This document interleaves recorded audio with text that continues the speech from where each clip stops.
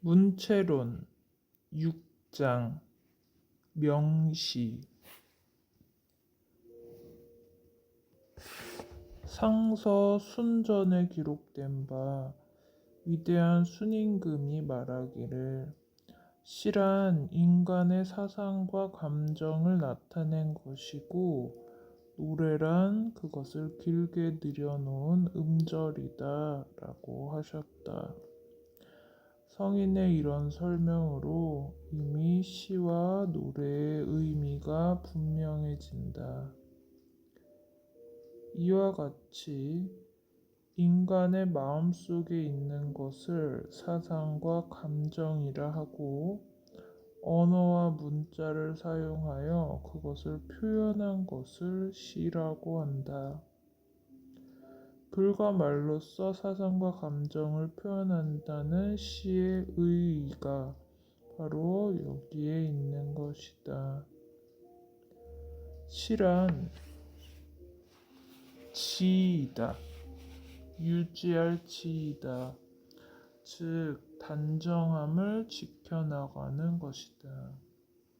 다시 말해서 생각을 바르게 함으로써 인간의 성정을 바르게 하려 하는 것이 바로 시인 것이다. 시경에 실려 있는 시 300편을 한마디로 개괄하여 말하자면 사악한 생각이 없는 상태에 도달하는 것으로 귀결된다. 시를 단정함을 지켜나간다는 것으로 해석하는 것도 바로 이러한 원리와 완전히 부합하고 있다. 인간은 희노애, 구애, 오, 욕의 7가지 감정을 갖고 있다.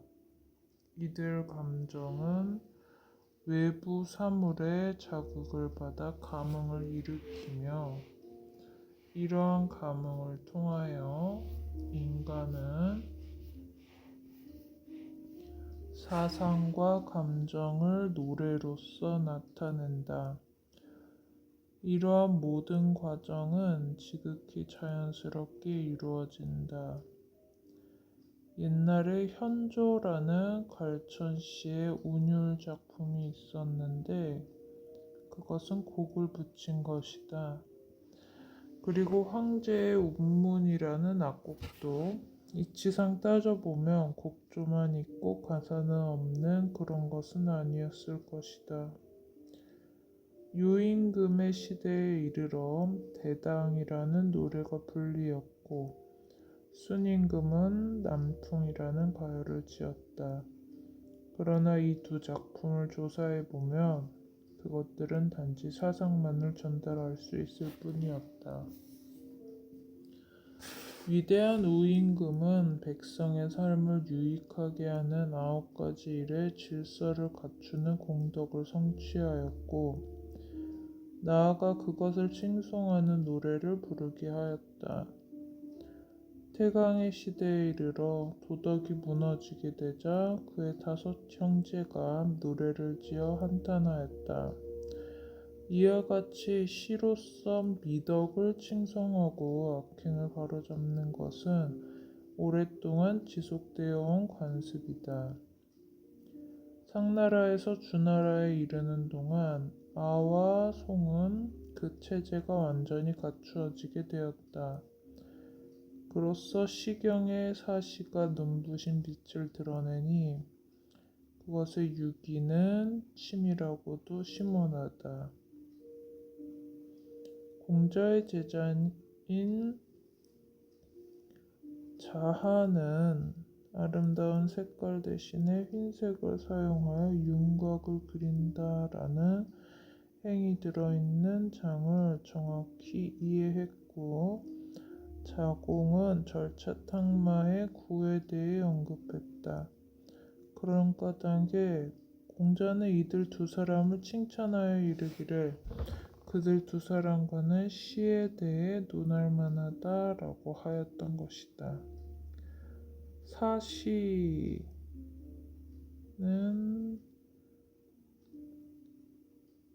넉사자의 비로소시, 존경, 유기는 삼체제, 풍화성과 삼표현, 부비, 흥. 주대에 이르러 왕의 가르침이 고갈되면서 채식관들은 민요의 수집을 중단하게 되었다. 그러나 춘추 시대에는 아직도 외교상의 모임에서 각 사람들의 생각하는 바를 살펴보기 위해 시를 낭송하는 과정을 거쳤었다. 이때 옛 시들을 낭송하였는데 서로 시를 주고받는 과정에서 대응을 적절히 하면 그 외교 사절은 임금의 은총을 입을 수 있었고, 또한 옛 시들을 통해 적합한 발언을 함으로써 자신의 재능을 과시할 수 있었던 것이다. 초나라의 시는 풍자와 한탄으로 특징화되는데 이소는 하나의 풍자적 비유로 간주될 수 있다. 진시황은 비록 고전 작품들을 불태워버렸지만 박사들로 하여금 선진인 시를 짓게 하였다.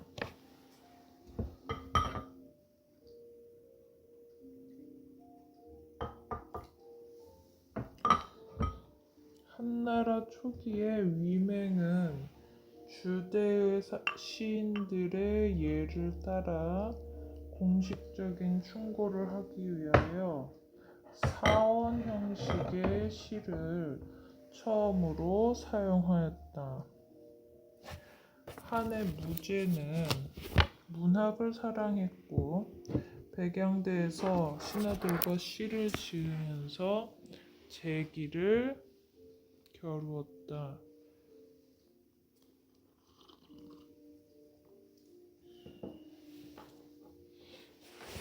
그리고 엄기와 사마상여가 있었는데 그들은 시를 창작함에 있어 어떤 정해진 규범에 구속되지 않았다.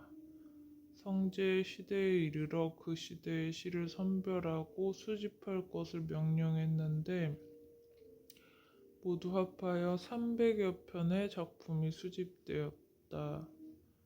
이들 300여 편은 조정의 문장들과 각 지방의 민요들이 거의 모두 망라된 것이라 할 수 있다. 그러나 이러한 모든 문학유산들 가운데서 오원시의 흔적은 보이지 않는다. 그래서 후대 학자들은 성제 때의 이름과 반처벼의 작품으로 추정되는 시편들의 신빙성에 대해 의심을 하고 있다. 시경, 소남, 행로는 2장과 3장의 전반 행들이 오원체로 되어 있음을 보게 된다. 그리고 아이들이 부른 노래인 창랑가는 모든 행이 오원으로 되어 있다. 우시가 노래한 가예가는 이미 춘추 전국 시대에 나타났다. 삼고오원. 그리고 동요인 사경은 그보다 약간 뒤인 한나라 성제 때에 나타났다. 모두 오원. 따라서 우리가 각 시대를 조사하여 증거를 찾아볼 때 오원시의 형태는 오래전부터 존재해왔음이 분명해진다. 고시에 대해 말하자면 그것들은 훌륭하고 아름답다. 혹자는 그것들에 대해 고죽, 이것은 부의가 지은 것으로 알려져 있다. 고죽 한 편을 제외하고는 모두가 서한의 매승의 작품으로 추상하였다. 그러나 그것의 문학적 양식을 비교해 볼 때 과연 그것들을 양한테의 작품으로 볼 수 있을까? 그것들의 작법과 수사는 꾸밈이 없으나 그렇다고 거칠지는 않다. 객관적 사물을 묘사함에 있어서 완곡하고 깊은 감정을 묘사함에 있어서는 사람을 깊이 감동하게 하는데 이것들은 실제로 오원시에 극치를 할 수 있다. 장형의 원시는 맑고 고우며 우아하여 정말 음미할 만하며 원시는 사원시. 그리고 선시 완가들은 대부분 새로운 성조를 갖추고 있다. 사원시가 없다. 건한 초기에 이르러 오원시는 급속하게 발전되었다. 위나라 문제 조비와 진사왕 조식은 문학의 도로 위를 말고비를 풀어 앞으로 질주하였으나 절제가 있었고, 조비와 조식은 오원시.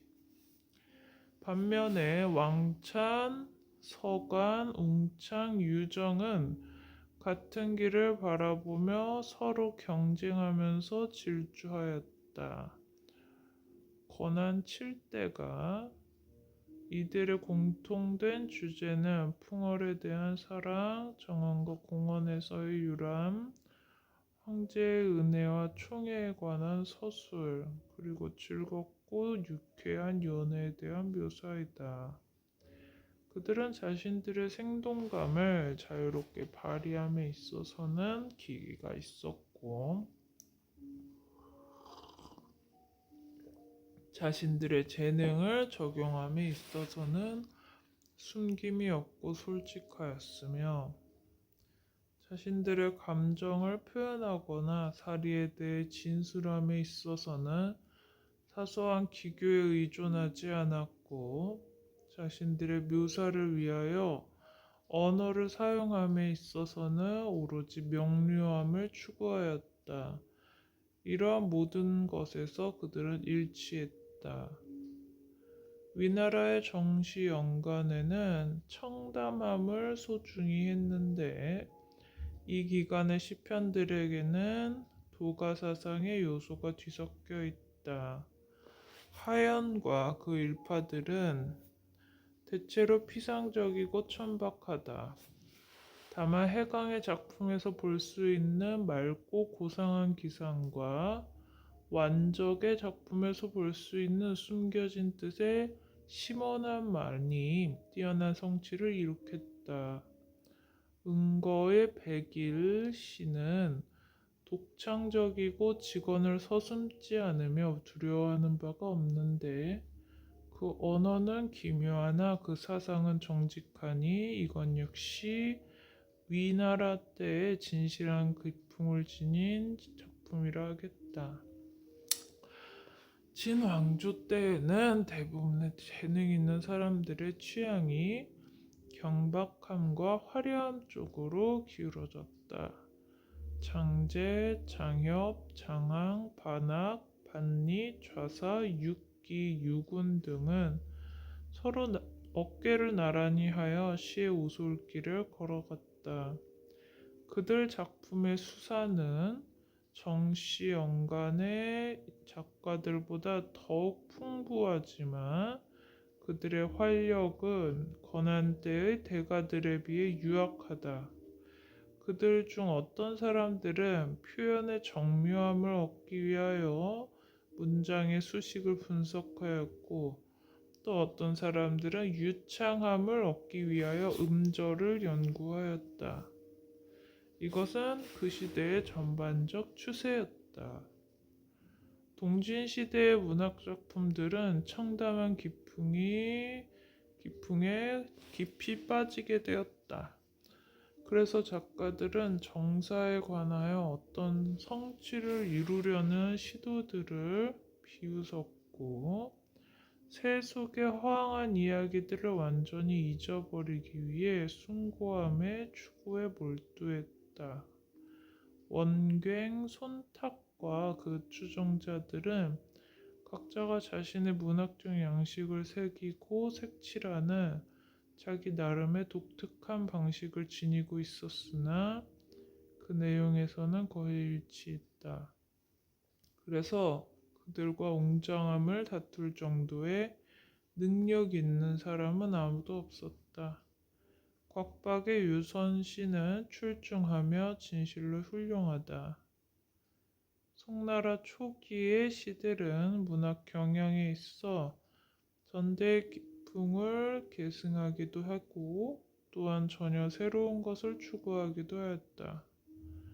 노장 철학이 뒤로 물러나고 산수의 주제가 그때에 이르러 활성화되기 시작했던 것이다. 작가들은 작품의 전편을 대우의 화려한 수사로 수놓고자 하였으며 혹은 작품 전편을 생동감 있게 할 수 있는 하나의 기발한 문구를 얻기 위해 경쟁하였다. 그리고 어떤 전경을 묘사함에 있어서는 온 힘을 기울여 그 모습을 새겨놓고자 노력하였으며 표현에 있어서는 새로움을 얻는 데 온 힘을 기울이고자 하였다. 이것들은 최근의 작가들도 여전히 추구하고 있는 영역인 것이다.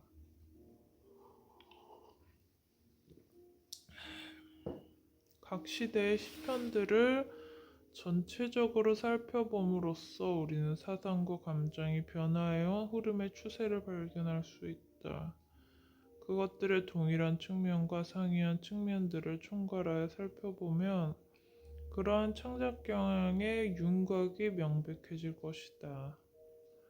사언시는 정통적인 형식으로서 우아함과 빛남을 본질로 삼는다. 반면에 오언시는 파생된 형태인데 중요한 요소는 청담함과 고음이다. 꽃들과 열매들은 그 쓰임에 따라 서로 다르듯이 각 개인의 재능은 다르게 나타난다. 그러므로 사원시를 놓고 보자면 장형은 시의 이상적인 우아함을 얻었고 해강은 청윤함을 갖추고 있다. 또 우원시를 놓고 보자면 장화는 청신함을 완성하였고 장협은 화려함을 발휘하였다. 조식과 왕차는 이러한 모든 미덕을 자신들의 작품 속에서 통합했다. 반면에 좌사와 유정은 각각 그러한 아름다움의 특수한 측면을 포착했다. 비록 시는 일정한 체제를 갖고 있으나 시인의 생각과 감정은 결코 일정한 규범이 있는 것이 아니다. 시인 각자는 자신의 고유한 천성과 주어진 재능에 따라 쓰나 모든 미덕을 망라할 수 있는 사람은 드물다. 만일 시인이 시작 과정의 어려움을 명민하게 이해한다면 그는 자신의 작업 과정을 오히려 쉽다고 생각할 것이다. 그러나 만일 시인이 경솔하게 모든 것을 쉽게 다루려고 한다면 분명히 그 어려움은 자신의 작업 과정에서 찾아오게 될 것이다. 3원과 6원행이 포함되어 있는 혼합된 형태는 그 기원을 시경에서 찾을 수 있다. 그리고 이합시는 도참의 예언에서 비롯된 것이고 회문시는 도원에서부터 처음 시작되었다. 하나의 운만을 사용하는 연구시는 백양대에서 제작된 이후로 정형화되었다. 이들 작품들은 크고 작음에 있어서는 차이가 있을지라도 정서와 사상을 표현한다는 점에서는 모두가 일치한다. 그러한 모든 것들은 시의 영역에 포함시킬 수 있겠는데 여기에서는 그 모두를 자세히 다루지는 않았다. 찬한다. 인간이란 감정을 지니고 태어나기에 자신이 나타내고자 하는 바를 노래로 부른다네. 그러한 노래는 사망시대에서 비롯되어 그 영향이 주남과 소남 지역으로 퍼져갔네. 시란 영혼과 이성의 조화이며 또한 다스림과 가르침의 조합이니 그 영광과 풍성함이여 만대에 걸쳐 음미되도다.